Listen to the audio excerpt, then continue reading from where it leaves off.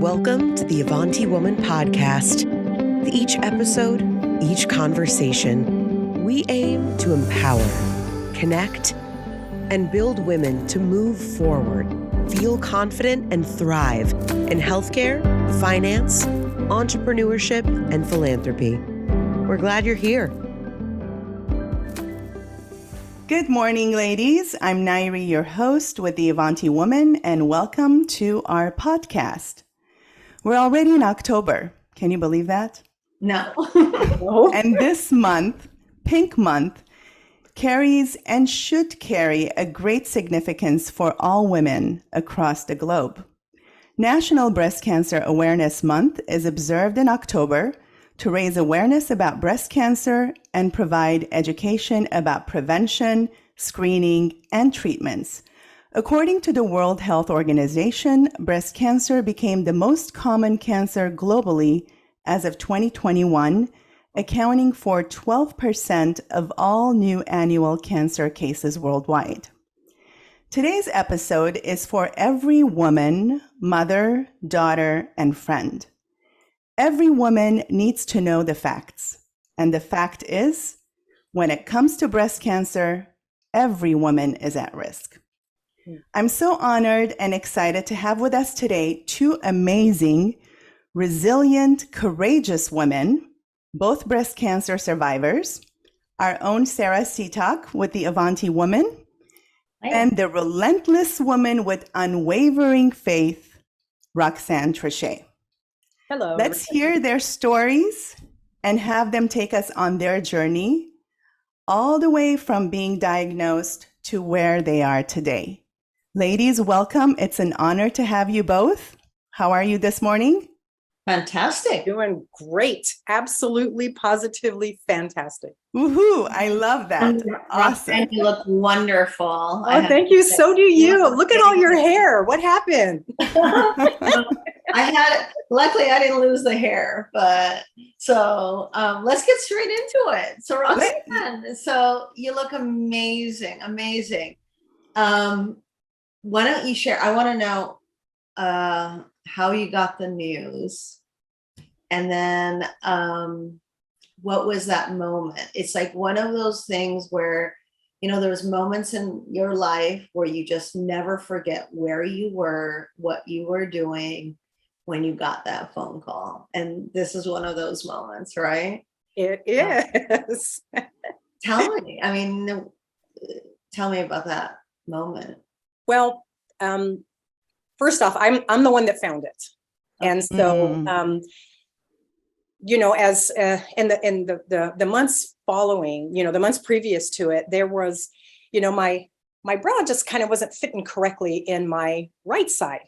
And so one night, first week of January this year, 2022, it was just kind of sore. So after I got in bed and, lay down, I was just kind of rubbing, and all of a sudden I felt this lump, and I was like, wait, what is going on here? So I felt it. And then I was like, okay, well, just got to be a cyst or something. So I call my daughter and I say, hey, can you come upstairs and, kind of check this out, see if I'm thinking this? And she comes, she feels it. She's like feeling the same thing. So I make an appointment with the doctor, go in, I'm sitting there waiting for him to come. And I say, help me understand what's going on here. So he does his exam and he's like, he goes, I think this is something we need to pursue. He goes, it's not moving. Now, at that time, I didn't know what that meant. So now I know that when it's fixed and hard like that, and it doesn't move, that the chances of it being cancer are far greater than not. Okay. And so I went, I did the mammogram, I did the biopsies, I did everything I was supposed to do. And incidentally, in between time, I had just lost my father. So I lost my father the last week of December. So December 23rd. So I find this on January 4th. So by the time January 10th-ish comes around, I'm getting my biopsy. So I say, okay, well, here we go. So, I'm sitting there and then it was like about probably about 7:00 at night. And my doctor's phone number came across my phone. And all I can think in my head was, this cannot be good. They generally don't call, at least mine does not call that late at night.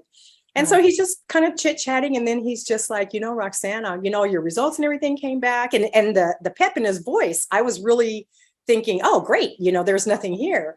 And he goes, I'm really sorry to say. And then I was like, here it comes. And sure enough, he goes, I'm so sorry to tell you, the lump was cancerous. So, we need you to go and, set up an appointment with the surgeon. And so we went and I went and did all of those things. And then the interim, I'm going home because, because of COVID, we had to have my father's funeral on one day. And then 9 days later, his burial. So in between this time is when I'm going to mammograms and CAT scans and biopsies and, driving to New Mexico or flying back home or whatever. And so I'm just back, I'm trying to toggle between the doctor's visits, the testing and the dealing with my dad. So finally I get to the day after his burial, I get to the surgeon. And she says, she goes through everything. She spends so much time with me. She was so great. I was loving this lady. I was like, this is my surgeon. Thank you, Jesus. I'm asking for a great team. And so far I've gotten exactly that. And here we go. And she's like, I am so sorry to say. And I was like, do you guys know any other phrase? And she said, unfortunately, RoxAnne, we found another tumor. And so not only did we find another tumor, but unfortunately, you are also triple negative. Oh my goodness. And I'm saying, and she goes, and I guess this should be the cherry on top, is you're at a 95% growth rate. We can't do surgery. You have, your options, 10, 12, 15, whatever options I had just narrowed all the way down to one in one single visit. And I was like, okay, Lord, let's go. Show me where we're on. So here we go. She tells me finally, I get the next biopsy. Sure enough, it comes back, cancerous as well. And then they found another little one, in between trying to grow that was too small to biopsy. So they're like, oh, don't worry about that when it's going to disappear with chemo. And I'm just like, okay, so we won't bother worrying about that one. And so that was kind of it. That was like, how it went. But I can tell you, it was a whirlwind. It happened so fast. I mean, everybody made room on their calendars. They made room in their schedules. I seen everybody just like boom, boom, boom, boom, boom. Like in 1 month's time, I had like a couple of mammograms, some CAT scans. I had the needle guided biopsies, two of them. I had all that stuff. And by February, now remember, I found this like January 4th. By the first week of February, I was already set up with my oncologist and we were ready to start chemo. I mean, that's amazing. You find out in January and it's October. It's like 9 months and you've gone through so much in your, journey towards treatment. Actually, you said something, triple negative breast cancer. So let's talk about that. Sara, what type of cancer was yours? Because there are different types of breast cancer. Yeah, no, mine was early on. It was estrogen positive. I'm sorry, I was so focused on your story, RoxAnne. I have a question for you, but to answer 90s, mine was very early on.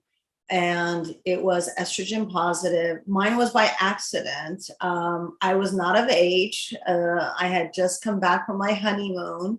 Yeah. And I went to work one day and unbeknownst to me, I had a kidney stone and the gentleman next to my office said, oh, my kidney stone pain was getting really bad. And I didn't know it was kidney stone. So he goes, let me take you to the hospital. And I call my husband. We're 10 days married. Right?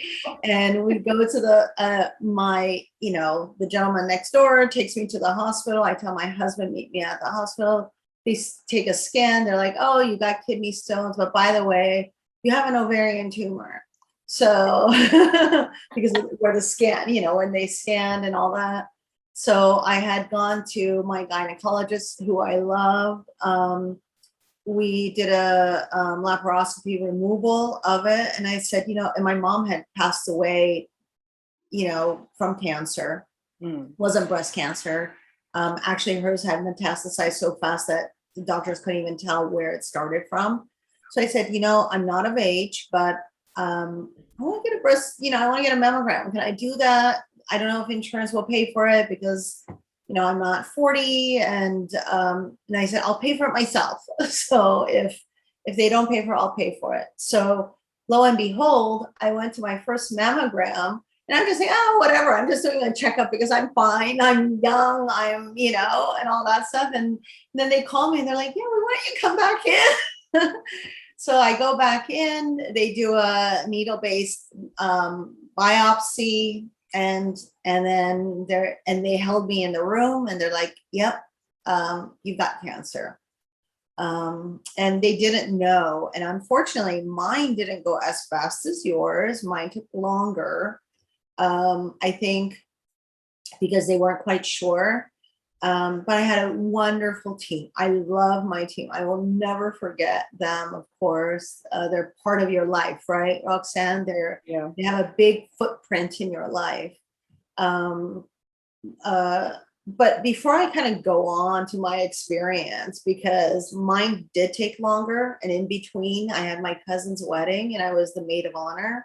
So I ended up with a double mastectomy, and I actually planned the surgery to be after my cousin's wedding. Okay. So I could be there and be the maid of honor and support her through her wedding. But I had numerous MRIs. I had MRI-based biopsies. I had ultrasound-based biopsies. I had I had it all.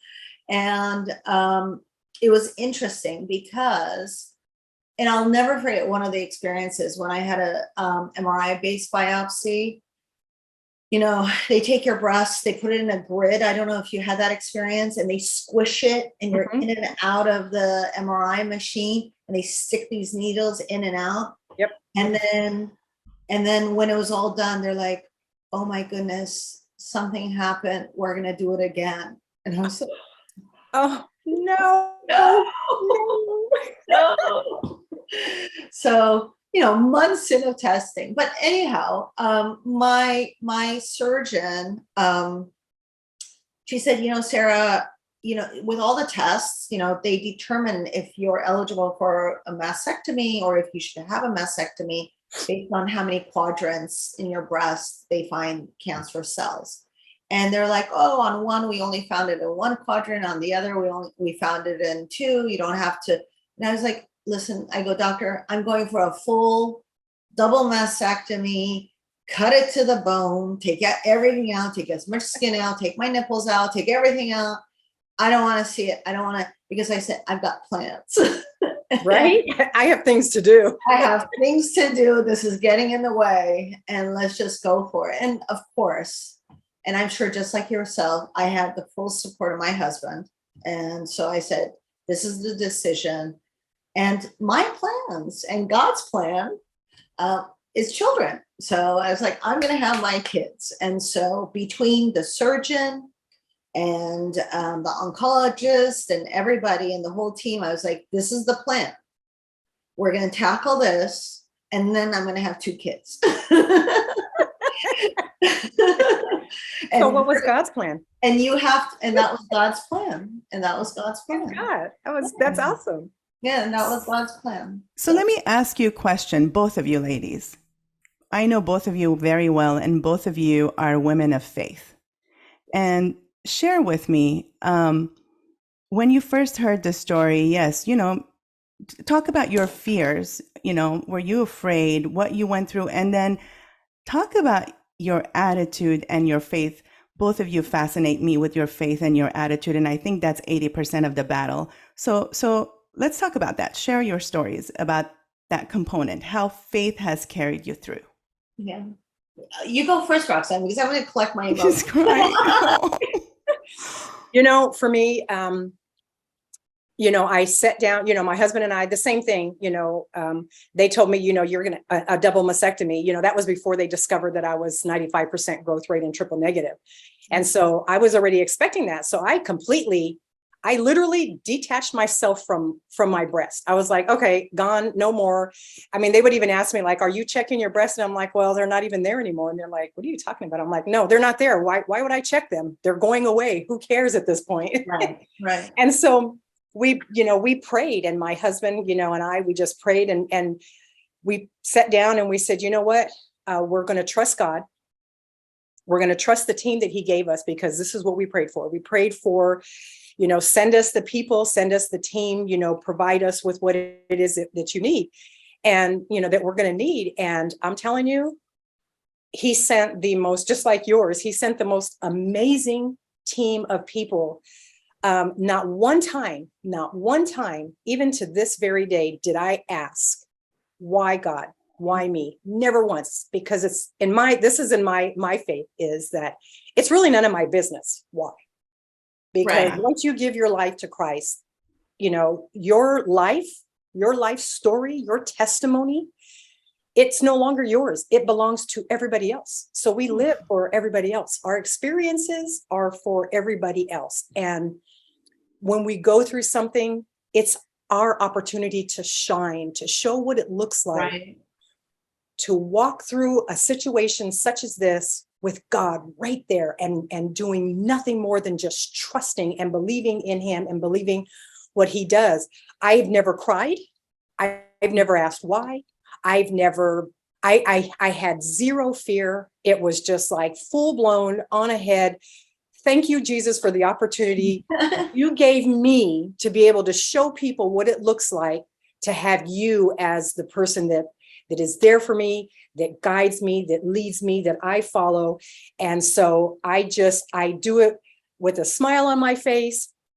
I do it, I'm happy, I'm jovial.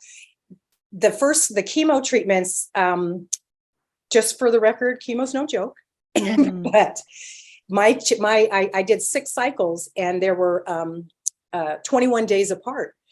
And for the first 5 to 7 days is all it really was. I was sick. They gave me very good medication to help with the nausea and, all the typical symptoms of cancer, or side effects of the chemo that people hear about. And they do a very good job of giving you those medications. So I was very faithful to those medications, but it still kind of kept me down. It's not like I could get up and run a lap or two, because it just wasn't that kind of party. So for the first 5 to 7 days, I was down and out, and but I tried to still stay positive. And I told God, as long as you open my eyes and my feet are able to swing off of that bed and touch the ground, I promise you, I will get up, I will take a shower, I will get dressed, I will go downstairs, I will never lay in bed all day long being a victim. And every single day, whether I liked it or not, or I felt like it or not, I would get up, take a shower, get dressed, go downstairs. I may lay on the couch all day long until bedtime to come back up the stairs, but I kept my promise. Not once did I do that. And the other 14 days, the other 14 to 16 days, it's just like I am right now. Like nothing ever happened. It was just, and that's how my chemo experience was. I get it. Everybody's is different. I lost my hair after the first round. I was on an immunotherapy called Keytruda, and that I had a bad reaction to it. That 1% where they say, these things could happen. You hear these commercials and it says, you could die, you can lose a limb, you can fall off a cliff. It just gives you all these side effects. And I unfortunately happened to be that one on that Keytruda commercial. And so I was very ill. I was in the hospital after my first chemo treatment, probably twice. I ended up in the emergency room because of the Keytruda, but I never lost my faith. It was always in my back of my head, you were chosen to be able to show people what it looks like to walk with God. And so that is, for me, I said, that's what I'm going to do. So every time I went through a situation that was presumed or expected to be bad, I did it with a smile. And I was showing, to me, it was a badge. It was like, this is how God wants me to represent him. And that's how Wow. Yeah. Can I tell you though, mine, a little different, and it fills my heart to hear your solid faith. Mine, I think, was a little bit more of a journey, And where before it all happened, and I had told Naidi this, there was where the spirit said, you need to read the book of Job, Yes. And so I did, and a tsunami came with Mm. one thing after another after another. And so I was prepared because I knew I was being prepared for it. Mhm. Right. And so I was being prepared for it. So I expected it. And I knew that I was going to be taken care of. There was no doubt about that. And, and so there wasn't fear.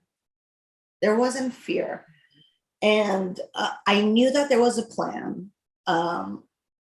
My character as such is like, I kind of want to know what the plan is. I want to be in on the plan and all of that.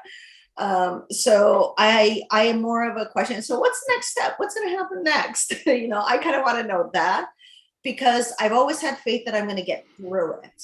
Mm-hmm. It was the morning of the mastectomy. I remember, I'm on my knees and I'm praying. Gosh,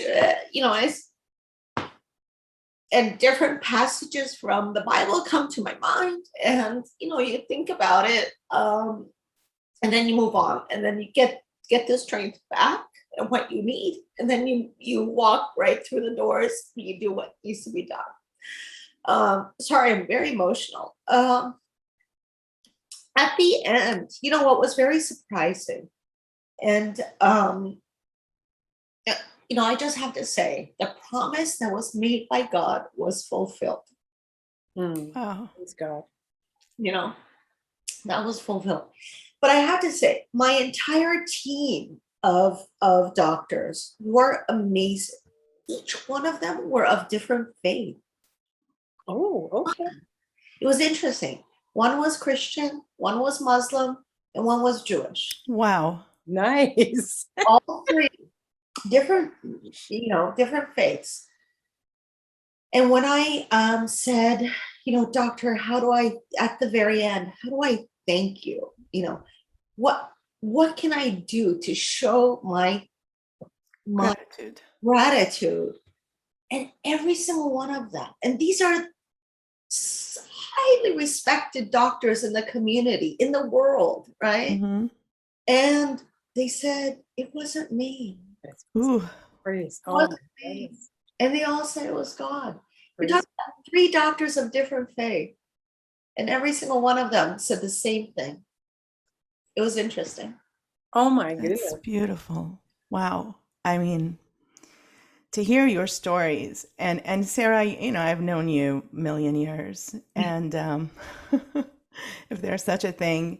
And, one thing about Sara, this happened a long time ago for her. Obviously, she was just married, getting ready to have a family. But I can attest, I've never, ever, ever, just like you, RoxAnne, and I've met RoxAnne beginning of this year, never seen her complain or say, why me? Just like you, RoxAnne. And I think that faith that you both have, and that acceptance and saying, I'm okay. He's got me. And I just need to walk the walk and fight the good fight. It's carried you both through. I have a question.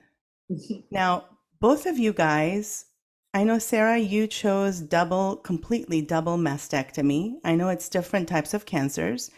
And RoxAnne, you can share with us what you chose. And why? Was it something chosen by your doctors, or was it a decision that you guys made? Can we talk about that quickly? Sure. Okay. I don't know, RoxAnne, you want to go first? Sure. For me, I ended up with a lumpectomy. Now, at the beginning, remember, I was until they discovered I was 95% growth rate and triple negative. It was, there were no options. It was just mastectomy, double mastectomy. But as God would have it, Yep. that's not what happened. What happened was I ended up going through chemo first. And I mentioned that I had a reaction. I had developed some additional diseases as a result of the Keytruda. And so I was on other types of treatments as well during that time. And they do an exam every time the oncologist sees you or seen me. She did an exam, one chemo treatment, and already she could not locate any of the lumps, nowhere. She had to ask me, am I on the right side? She had to say, well, wait a minute. And she's looking at the computer because I couldn't understand what she was doing. And she's looking at the computer screen. She wanted to make sure she was on the right side because she could no longer feel them. And they were almost the size of golf balls, both of them. And she couldn't feel them. So, now I'm starting to ask, well, does that mean that I have to have a mastectomy now? So fast forward, going on to cycle number 4, I'm on my 4th cycle. Now it's time to get ready for surgery. Now it's time to go do, another biopsy. I got to go do a PET scan, mammogram, so they had these whole slew of things for me to do. And when I go in to see the surgeon, she tells me, the door is wide open. You do not have to have a mastectomy anymore. If you don't want to, you don't have to. Mm-hmm. So I did my research and I did my reading and praying and what have you. And what ended up happening is the pathology reports, everything came back. They could not locate anything. And Amen. So all they did was, and my surgery, by the way, was last month. No, August 23rd. And because they were unable to do the biopsy on the lymph nodes, they had to wait until surgery because they were behind muscles until they opened me up to be able to get to them. So I had 2 incisions, one under the arm and one, under the right breast where the tumors were. All I did was just went in there and scraped out, put me back together, and that was it. And so, as I sit here right now, so initially, in answer to your question, they said, it's not an option. It's a double mastectomy. There's nothing here. But my God, he's like, oh, that is so cute that you guys want to tell my child what she can and cannot have. As her father, I am saying this is what she gets. And so that was it. There's no, I didn't have to have, that was it. I mean, I don't even know what else to say, but that was That's it. Great. And so, so that was my decision. They did tell me, if you want to have a mastectomy, you can still have a mastectomy. And after praying on it, the answer was there's no need to have a mastectomy. And in that prayer as well, the answer came back that I am not to concern myself with statistics. So when they keep telling me about statistics, those are no longer my concerns. My God said that I am not the normal statistic, which we already found out with the Keytruda, right? Yeah. Yeah. So it was my choice. I decided that I did not want to have a double mastectomy and that the lumpectomy was sufficient because that's exactly what God said. And so that's where I went. That was for me. Yeah. That's awesome. Sara? Mine was a little different. Mine was where they were saying, you'll be fine with a lumpectomy. And then, then you can do the radiation and this and that and whatever, depending on the pathology tests that come out and whatever. And I was like, no, I'm going to do the mastectomy. Yeah.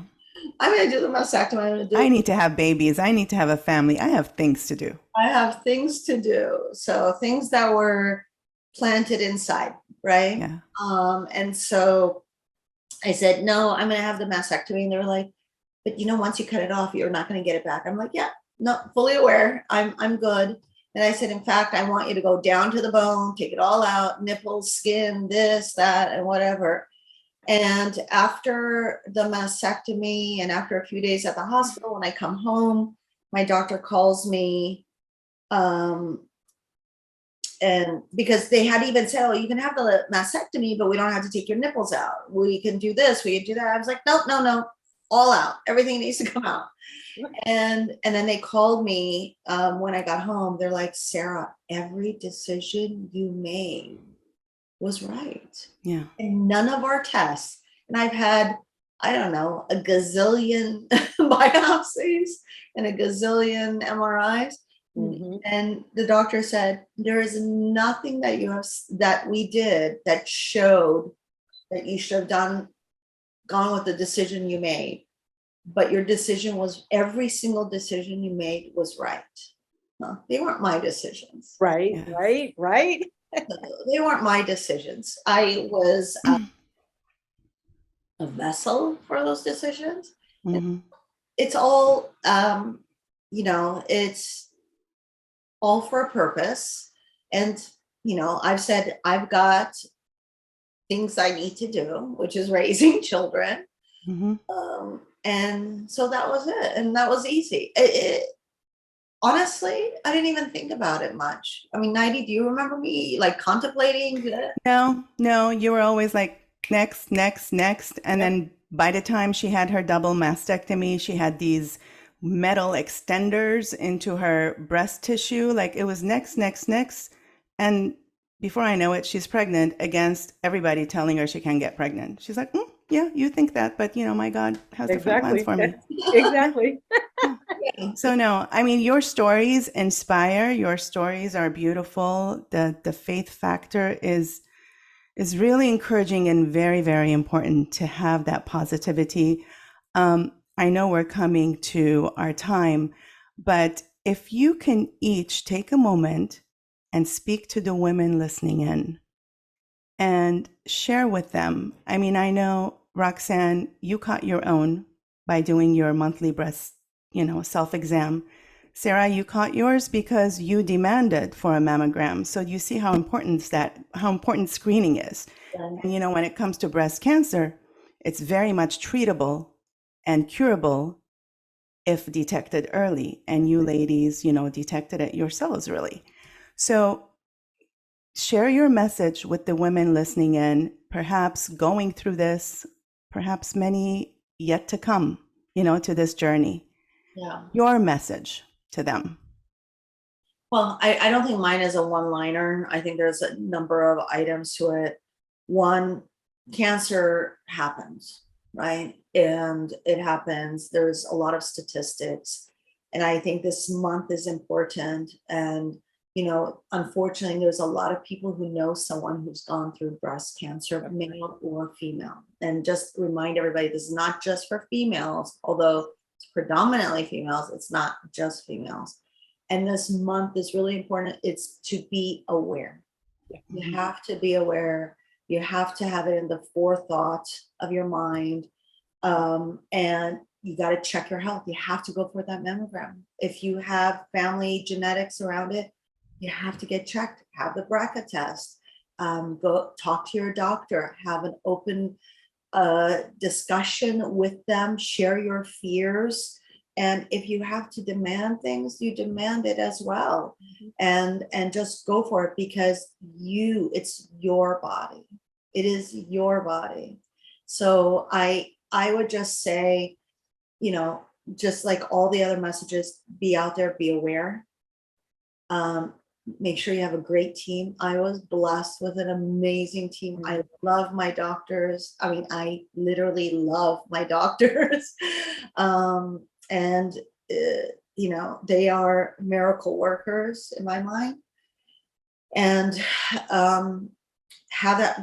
create that relationship with your doctor, so that they know you, share your fears, and listen to them, and get all the tests done. Do not run away from everything. Nothing is a challenge, nothing.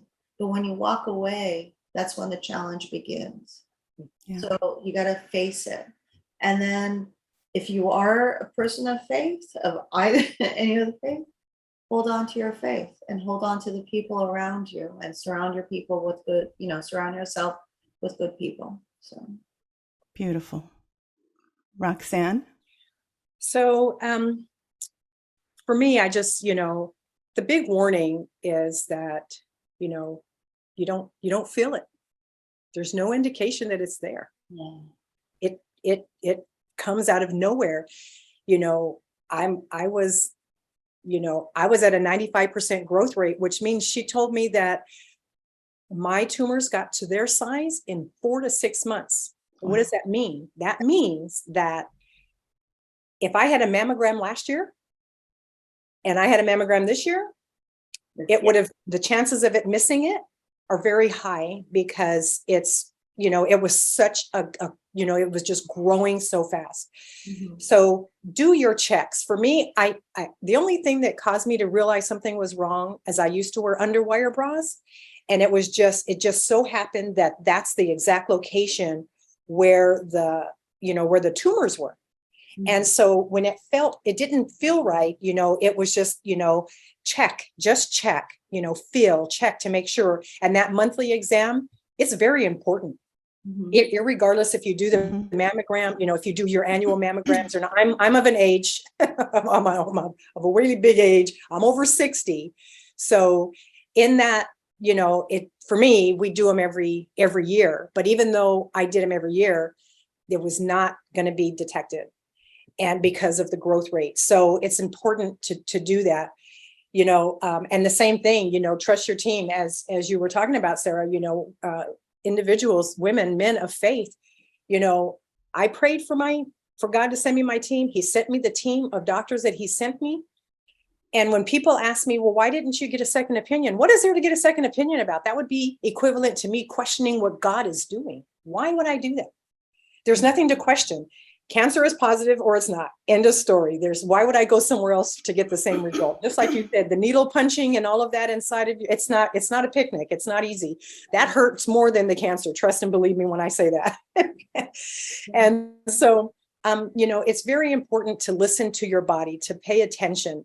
I knew something was different, but it was just, my breast just wasn't fitting in my bra correctly. And something was just wrong. All day, I was just like moving around, trying to get it to sit in there properly, but it just wouldn't. So checking it out, making sure that you're paying attention to your body.